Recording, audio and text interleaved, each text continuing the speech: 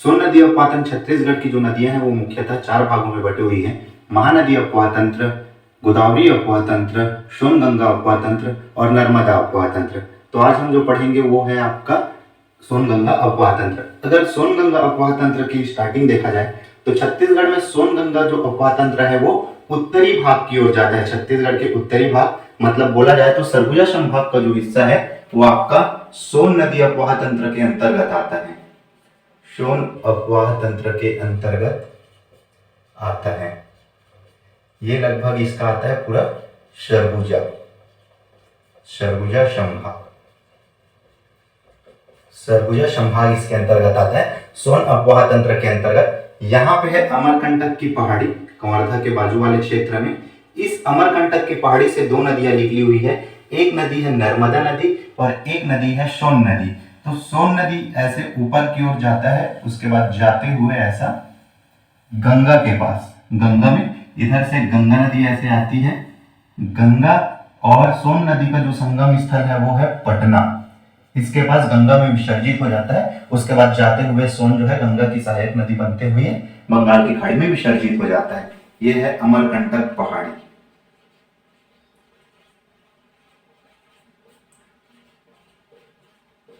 नदी का नाम है सोन नदी।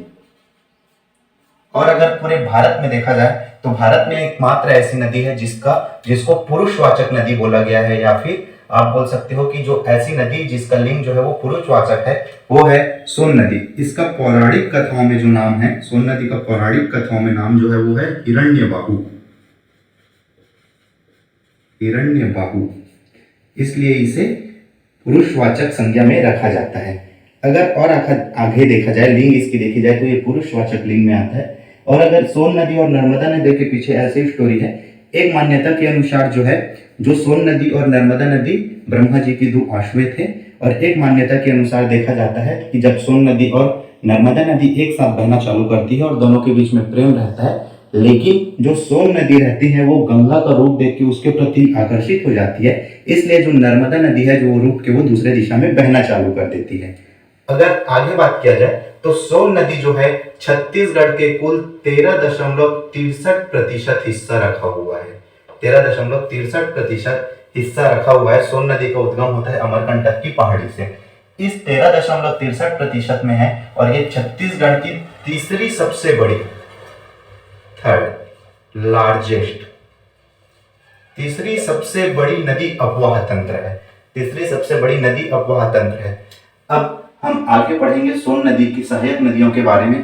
तो सोन नदी की एक सहायक नदी है बनास। एक सहायक नदी है बनास, जिसका उद्गम ये आपका बनास नदी। इस बनास नदी का उद्गम जो है ये आपका हुआ है मांझी टोली पहाड़ी से।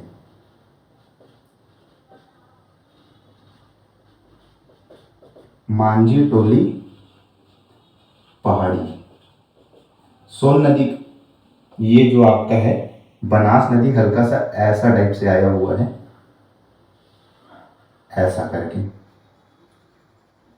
ये जो जगह का नाम है मांझी टोली और इस नदी का नाम है आपका बनास नदी।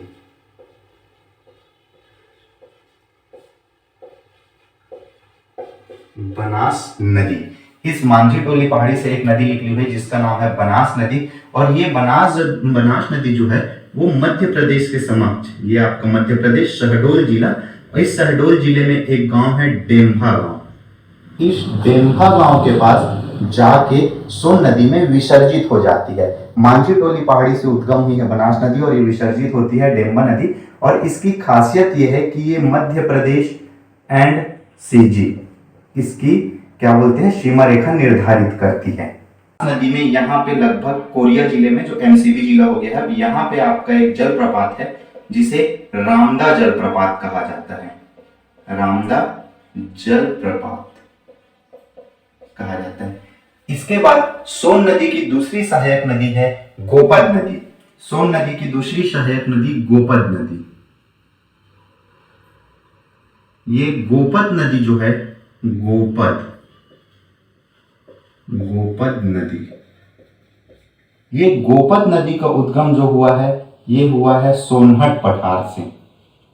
सोनहट पठार, और सोनहट पठार के उत्तरी भाग से, सोनहट पठार के उत्तरी भाग से इसका उद्गम हुआ है।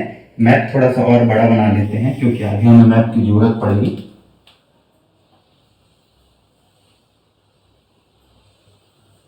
सोनहट पठार से इसका उद्गम हुआ है। इस गोपत नदी के बाद एक और सहायक नदी आती है जिसे बोला जाता है नेउर नदी। इस नेउर नदी का उद्गम जो हुआ है, इसका उद्गम हुआ है देवगढ़ की पहाड़ी से, देवगढ़ पहाड़ी से।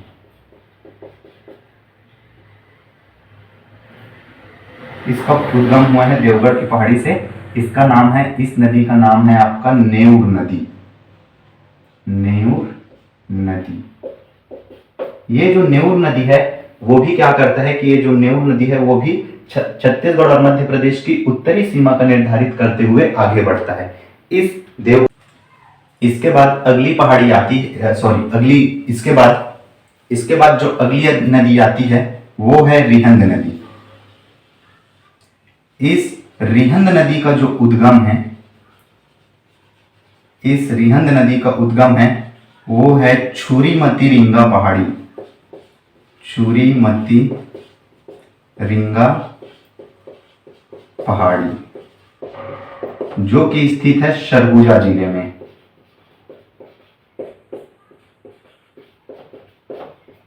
छुरीमती रिंगा पहाड़ी जो कि स्थित है सरगुजा जिले में, और ये सरगुजा जिले के साथ साथ थोड़ा सा सूरजपुर जिले में जाती है और सूरजपुर जिले होते हुए हल्का सा बलरामपुर जिले में जाती है।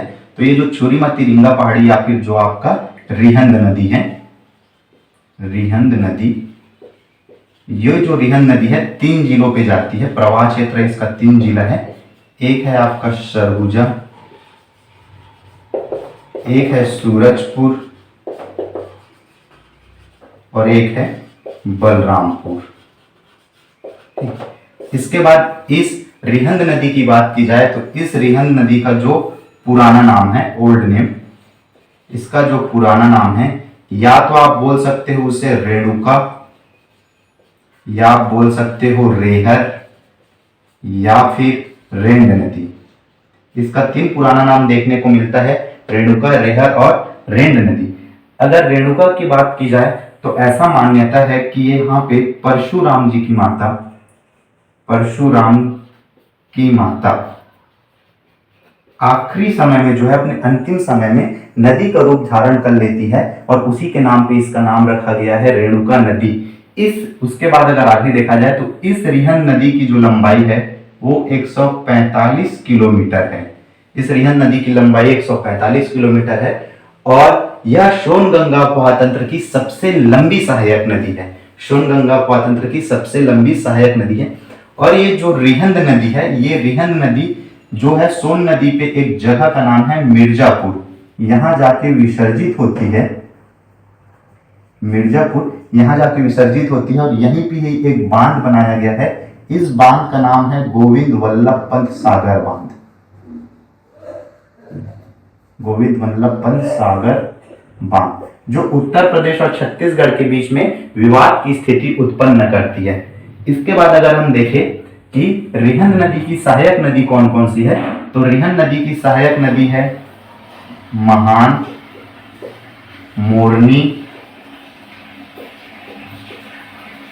सूरिया और गुनगुटा। इसके बाद जो अगली सहायक नदी है वो है कन्हार नदी। जो कन्हार नदी जो है वो बखोना चोटी, बखोना चोटी जसपुर, बखोना चोटी जसपुर से निकली हुई है। और इस बखोना चोटी जसपुर से निकलते हुए जो कन्हार नदी है, कन्हार नदी, ये उत्तर प्रदेश जाते हुए सोनभद्र जिले पे संगम करती है सोन नदी के साथ। इस कन्हार नदी की सहायक नदी है पैंजन, गलफुला, सिंदूर और चनान, सिंदूर और चनान। इसी चनान नदी पे आपका है पवई जलप्रपात, पवई जलप्रपात। और कन्हार नदी पे जो है, कन्हार नदी पे कोटली जलप्रपात स्थित है, कोटली जलप्रपात स्थित है। इसके बाद अगर इस कन्हार नदी के तट पर देखा जाए तो इस कन्हार नदी के तट पर एक स्थल है जिसे कहा जाता है, बलरामपुर में जो स्थल है इस तट को कहा जाता है डीपाडीह, डीपाडीह। और वहीं अगर रिहन नदी पे बात की जाए तो रिहन नदी पे सरगुजा पे एक तट स्थल है जिसे कहा जाता है महेशपुर। ये दोनों जो है वो पुरातात्विक स्थल है, मतलब पुराने जमाने की चीजें यहाँ प्राप्त हुई हैं।